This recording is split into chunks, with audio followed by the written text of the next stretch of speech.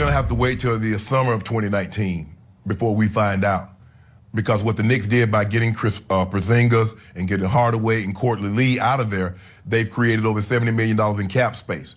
Now, if you land KD, you land Kyrie, or you get a Kawhi, clearly they won the deal. There's no question about that. And then you think if they can land the #1 draft pick, maybe they swing that and says, okay, Pelicans, what about this for AD? Now you're really in the money. But for me, it's become abundantly clear that Porzingis didn't want to be there, Skip. His brother, from what I'm hearing, is that his brother and Kristaps was making it very, very difficult about what they wanted, what they weren't going to do, and what they were going to do. So I thought the Knicks was absolutely right to move on. Because you're not, first of all, dude, you're 7'3" and you're coming off an ACL injury. We don't really have a whole lot of literature, Skip. Guys this tall having this type of injury and coming back and being productive. So normally when guys start having knee injuries, he's a tall, skinny kid. Yep.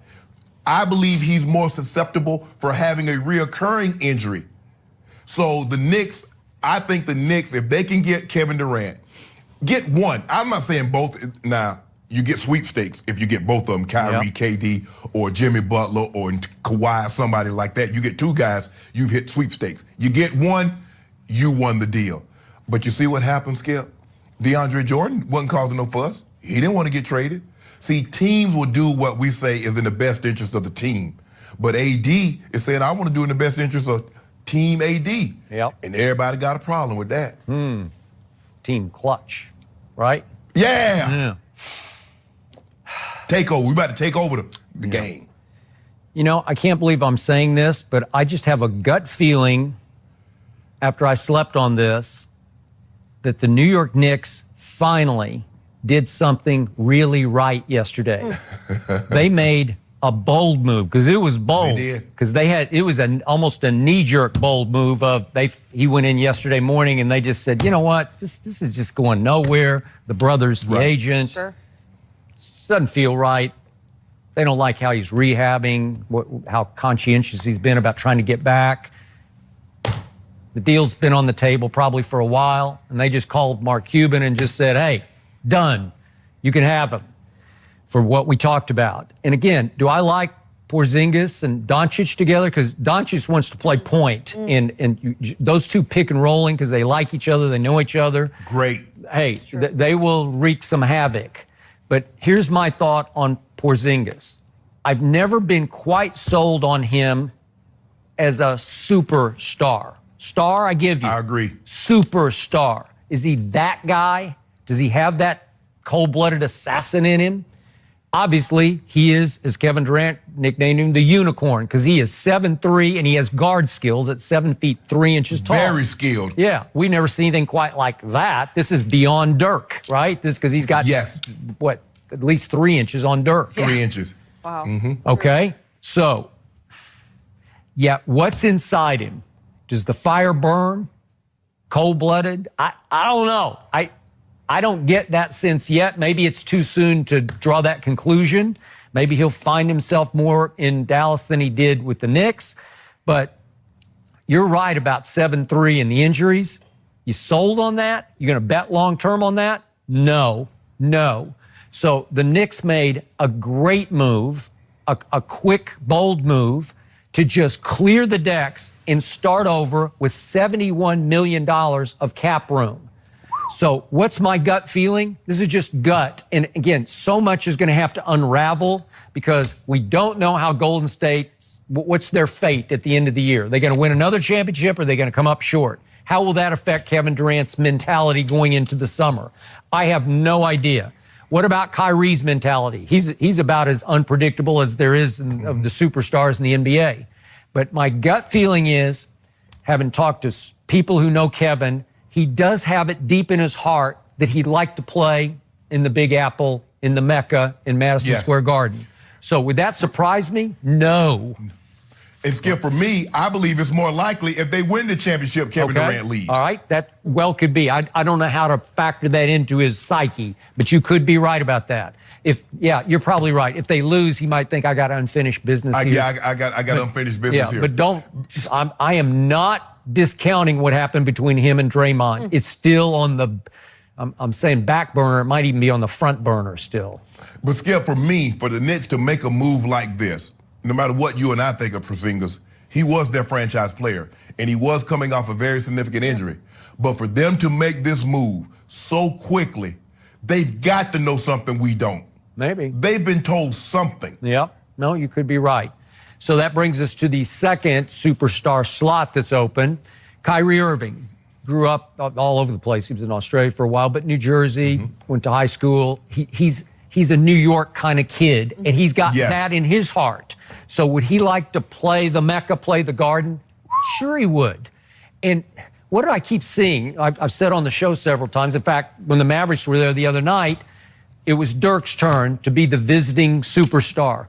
And it's Madison Square Garden, ironically, is still a destination for stars, but they're always playing for the other team, for the visiting team, right? But everybody wants to play their best in Madison Square Garden, right? And Skip, the thing is that the fans want their own superstar. Yeah. You see how they treat the opposing team superstar? Yeah. So imagine if they have I one for agree. their own, the kind of crowd, the kind of ovation that they would receive on a nightly basis if they had a Kyrie, if they had a KD to cheer on, as opposed to having LeBron or having KD or Steph come into their building and light them up, to have their own guy lighting up the opposing team. Okay. And I remain a big fan of David Fizdale's. I know the Knicks have just been awful of late, but that's not all bad because they are now obviously right in the running for Zion with the first overall pick. So David Fizdale, to me, as he proved as an assistant to Spoelstra in Miami, LeBron and Dwayne Wade loved him. He was kind of their go-to guy. He was the guy they wanted to commiserate with and talk with, and the deep strategy guy.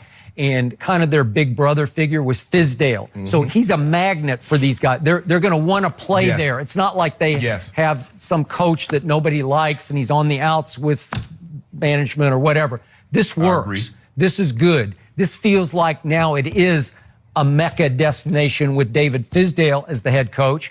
And let's say what if they landed Kevin Durant and Kyrie, which I don't think is pie in the sky.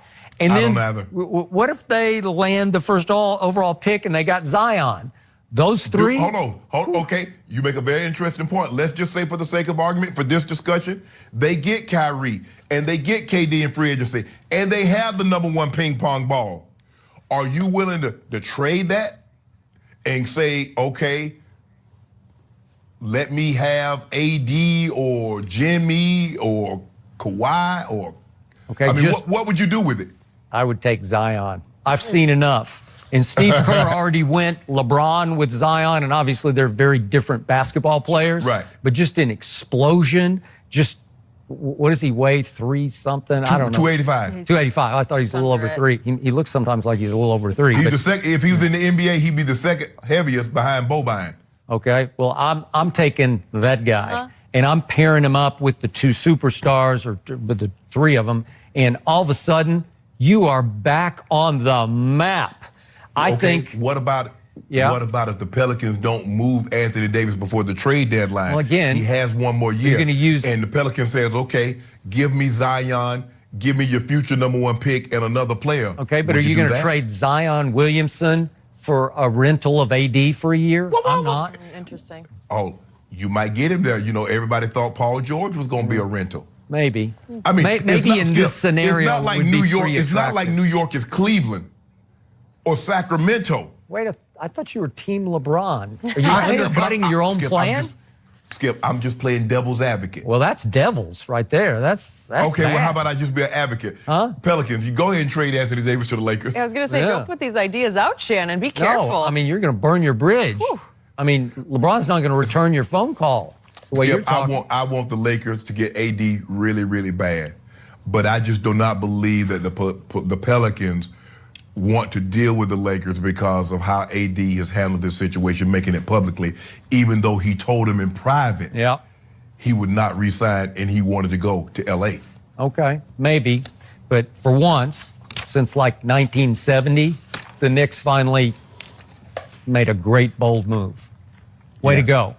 But it's only going to be, it's only a I great know. move. I just You got a gotta gut get feeling. one. I got a gut feeling they're going to